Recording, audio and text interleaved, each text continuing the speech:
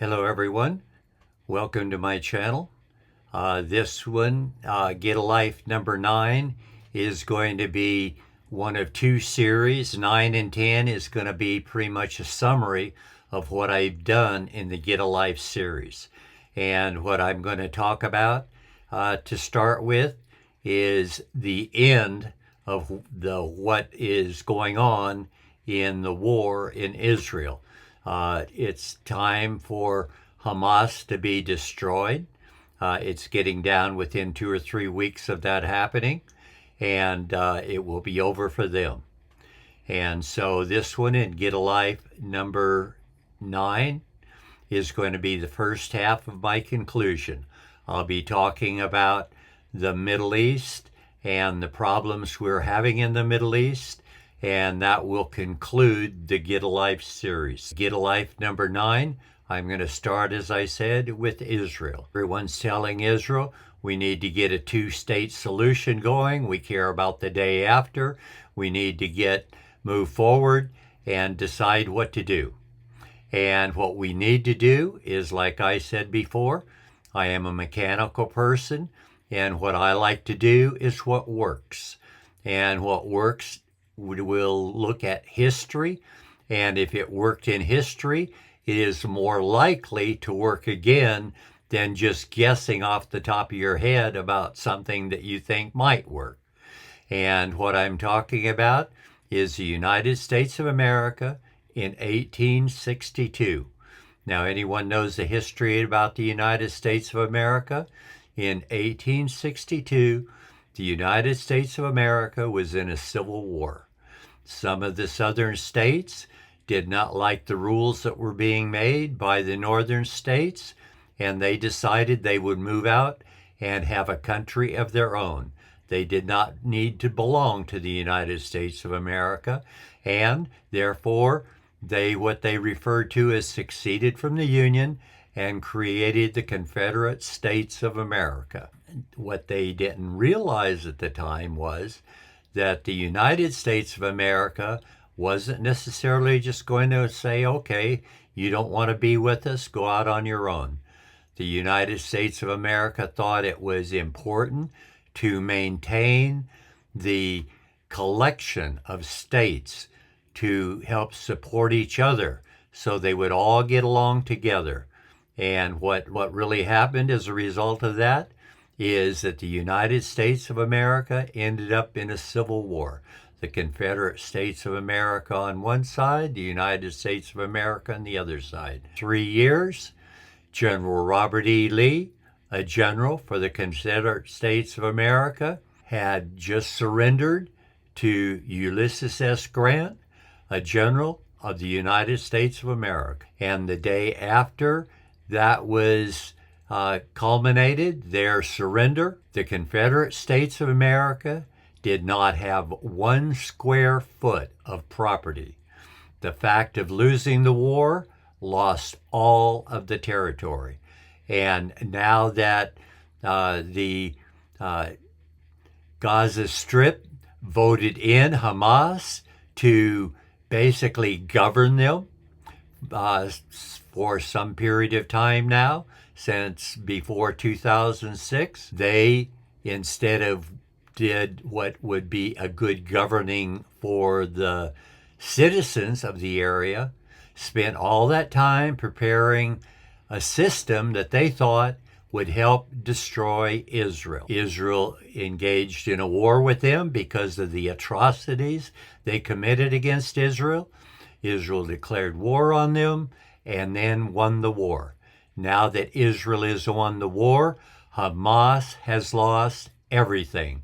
Hamas can be known to the world for the country that basically lost all of the land inside the state of Israel that supposedly any Palestinian had any access or claim on is now 100% gone. The entire area inside the limits of Israel belongs 100% to Israel. Does this mean all the Palestinians get to be citizens? Absolutely not. The nation of Israel is a little bit unique because it is not only a nation in name, it is a nation in identity. It is the people who basically conquered the land 3,000 years ago and was a nation there until the Roman Empire destroyed them and made it illegal for them to own property in that area. Now that they are back again, they have to distinguish between residents of Israel, who are people that can live there, people can own property there. We know there are Christians there, there are Muslims there, there are Jewish and Israeli people there. And there are also Arab people that own land there and live within the land of Israel. But that does not necessarily mean they're citizens. Israel's going to have a separate system for the citizens, and the citizens are people of Israeli descent. And the people of Israeli descent are people that can vote on the government when they're getting ready to have elections. Now, as I said before, politics and religion are totally different. They don't mix. They don't belong together. The people that are going to govern the land of Israel are only interested on how one human being treats another. And I'm sure that Israel is going to be fair enough that those rules for citizens and residents will be pretty similar for each one. The only differential will be the residents cannot vote for the government and the citizens can. That way, the Israeli government does not have to worry about, oh, we have to watch the population. If we let too many Arabs in, they'll outvote us and we won't have a government. No, that's never going to happen here. Israel has not had a country for over 2,000 years, and they have maintained their identity no matter what land or what nation they were residents of at the time. And in America, I know they were even citizens, but a lot of the American citizens have given up their American citizenship and moved to Israel and have joined to be citizens of that land. But these are political moves. They have nothing to do with religion. Religion, you can believe anything you want to believe. It's what encourages to be creative. And we have creative people in Israel. We need more creative people in Israel. Is this going to be a benefit to anyone? Well, actually, the nation that's liable to gain the most from this declaration that all of the land belongs to the government of Israel inside of Israel's border would be Saudi Arabia. And the reason I say that is I'm aware that the Islamic people believe that Muhammad flew from Jerusalem up to God, got some instruction, and came back down. Well, that now is going to be inside of the land of Israel. But with the technology we have today, by laser cutting the rock in the Dome of the Rock, it can be moved now to Saudi Arabia. They can build a location, maybe up on top of one of the hills, so that when it is moved from Jerusalem to Saudi Arabia, then it can be put up on a hill. And when the tourists come to see the place that Muhammad left and went to God, that will be another reason for them to travel to Mecca, because there will be more than one sacred spot to be there, look at, and participate in. So in the long run, the probably biggest winner from this thing happening will be the Saudi government will have a lot of tourism for the next hundreds to thousands of years from the Islamic people being able to come and participate as visitors to Saudi Arabia, to be able to experience the places that everyone thinks that Muhammad traveled to heaven from. If you've watched my videos, you know, in my opinion, I think there was no such thing as Muhammad. It never existed, but everyone has a right to their own belief. And the Islamic people can believe whatever they want to, and they can experience the fellowship and benefit of what beliefs they hold. After this is done, the other people that were on what was referred to as the West Bank and the Palestinians that also lived in the Gaza Strip, even though none of that now belongs to the Palestinians. The Palestinians have been recognized by 4 countries. These 4 countries will give a exploratory visa to 400,000 Palestinians that presently are living or holding out in the Gaza Strip to their country to go and experience for up to a 6-month period to see if they would like to relocate from Israel to one of these other countries and be part of that country. It's time that the Palestinians be integrated wherever it needs to be integrated.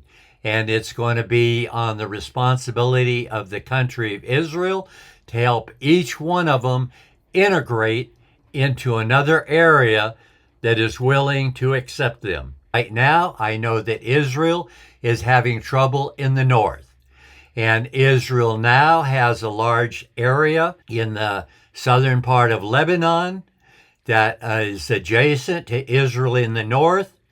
And if Israel can work out an agreed solution with Lebanon, where they will allow these Palestinians relocate into the territory of Lebanon and be part of Lebanon, is being from that part of Lebanon, and it can be taken over. The Palestinians that do not wish to be a resident of Israel, they will now be either a separate country, a small country between Israel and Lebanon in the area that is now or controlled by the causing all the trouble and sending all of their missiles into trying to destroy Israel. I know they're getting a lot of help from Iran, and it needs to be made clear to Iran, if Iran continues to support any help to anyone outside of Iran financially, just by giving public opinion support or any support whatsoever, then what America and Israel needs to do is to get rid of the Khomeini, who is a retard. He is a religious person trying to run a country, and that is wrong. It has nothing to do with governments or anything else, but there is a difference from Homo sapiens between things that are right and things that are wrong. And things that are wrong are things that don't work. And things that don't work are a carryover from the First World War. We had the Soviet Union in Russia, and they basically took over during the time of the First World War. They unified and helped win the First World War, but as a result of that, Russia suffered significant loss of Homo sapiens because every one of the Soviet Union, in order to make that happen, let their horsepower engine run amok. They became crazy.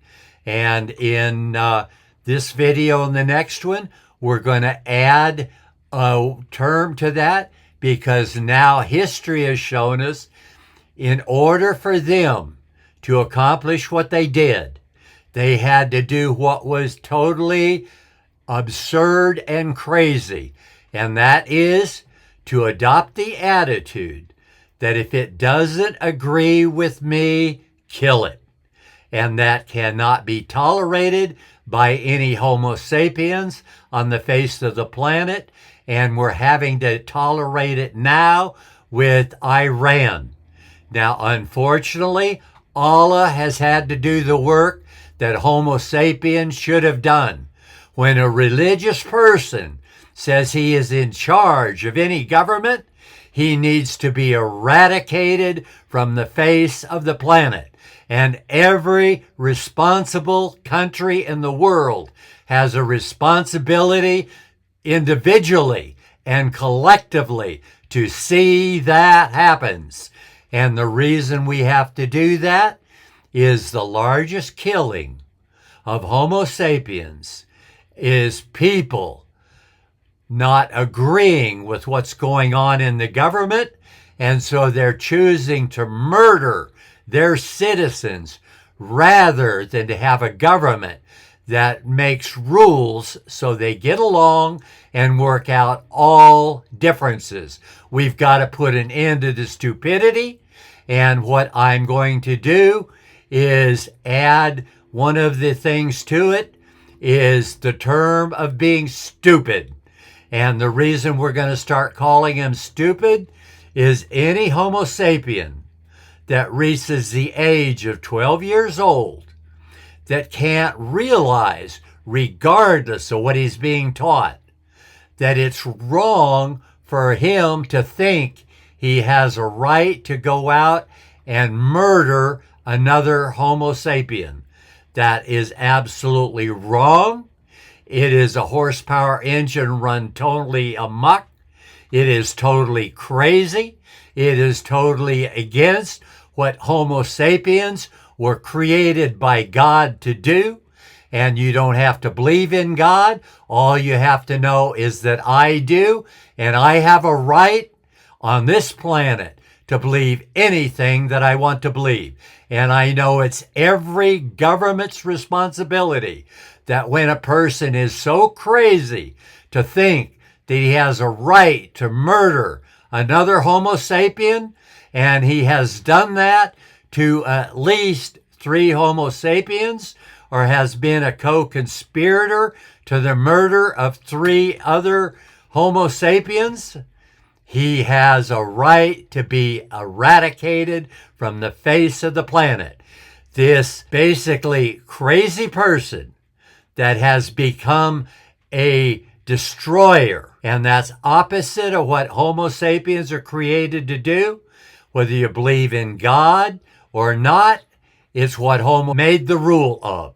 And the rule is, it is right for Homo sapiens to create and help each other survive so that we can continue multiplying.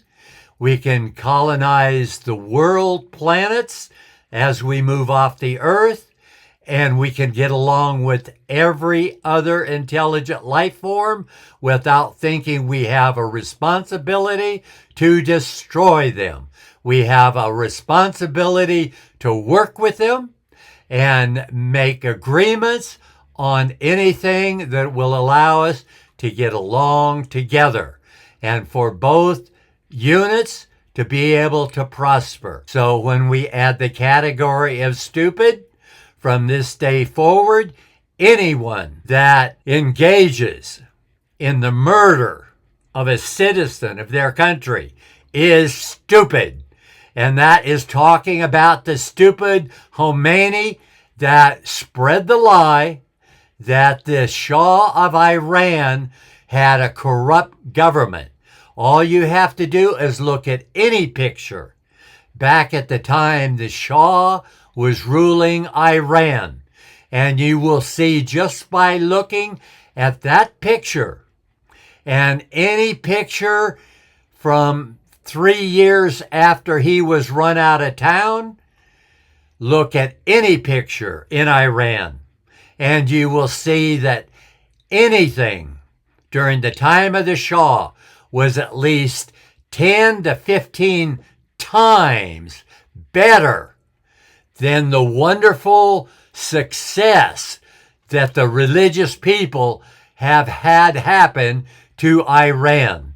And why do I know that it has to be that way? Because they make more than 50% of the government not equal. They treat women as second-class citizens. The women alone should murder the idiots that think that. And the idiots are all stupid anyway. And if you kill a stupid person, we haven't lost much. The only ones we don't want murdered are the creators. And the creators are willing to treat women as equal. If you're not willing to treat women as an equal, it's time for you to grow up. It's time for you to get a life. And it's time for you to realize they're just as equal and they have just as much right to be here. And they have every bit of the right to tell you what to do as you have to tell them what to do. And if they need help from me to helping get rid of you because you're unwilling to do that, I'm willing to join up with some people, and we need to eradicate the stupidity off of the planet. It's time to end it. It's time to make every nation that has a government free and equal. But for now, we're interested only about getting Israel back online. And what Israel needs to do is be responsible for relocating every single Arab that does not want to be a resident of Israel. And with that, I think I've gone my 20 minutes. I will, in Get a Life number 10, conclude everything that needs to be finalized in the Get a Life series. But I didn't agree with, I hope that you subscribe to my channel. I hope that you come back and listen to the other things that I have to say. And I thank the ones that are coming, and I thank you for telling your friends and neighbors about me, and spread the word so other people will get a life about what things that a low IQ mechanical person knows is right and wrong on the face of this planet. And we are starting to do more things right than wrong. And with that, I'm going to say goodbye. This is the end of Get a Life number 9.